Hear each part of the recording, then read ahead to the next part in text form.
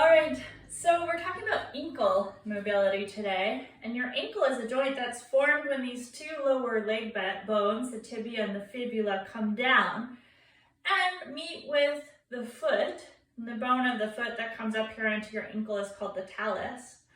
And ideally, what should happen here at the ankle joint is that you should have the ability for the talus to move in the space between these two leg bones. So this skeleton doesn't have great ankle movement. He doesn't have a proper joint there, but hopefully this gives you an idea of the structure where this foot bone here, the talus, is moving against those leg bones as you're moving at your ankle. So looking at a human body, what happens in a human body if we don't have good movement at the ankle joint? Well, often what happens if you're not able to move your leg bone against your ankle joint with the foot on the ground, then what will happen is we'll turn inward a little bit and just kind of avoid that movement. So seeing from the front what that looks like is something like this. And I may be exaggerating this somewhat, but you can see how this would affect the leg all the way up to the hip and possibly beyond up into the rest of the body. So what does this look like in your yoga practice? Well, it may look like in a pose like Warrior One. If you don't have the movement in the back leg, you may need to turn your foot way out and kind of collapse inward into the arch in order to come into this pose.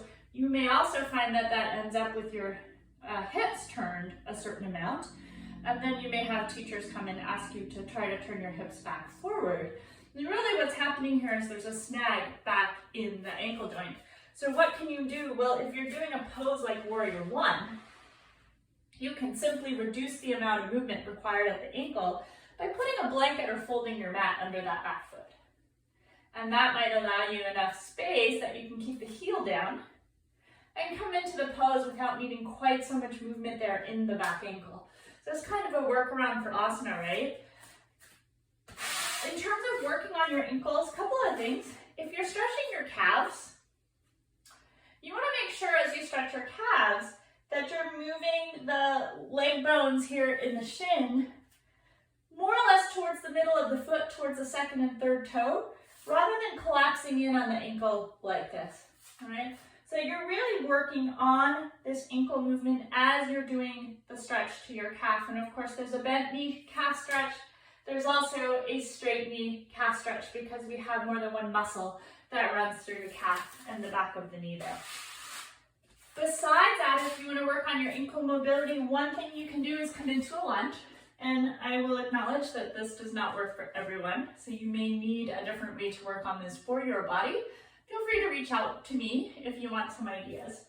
So what we're going to do here is we're going to bring the knee forward of the ankle, only so far as those leg bones are moving really well on the talus. And then when I get to the end of my range, which I've grown quite a bit here, so I have quite a lot of range here, I'm going to stop, and then I'm going to see if I can lift the top of my foot up towards my shin.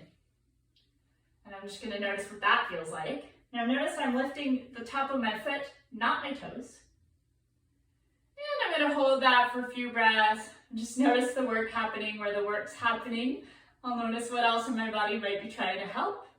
And then I can release. I might repeat that a few times if it feels good. And then I can, of course, try the other side and compare. And then just notice over time what happens, whether there starts to be any changes both to your ankle mobility and maybe how your feet and legs and hips feel. I would love to hear how this goes if you give it a try.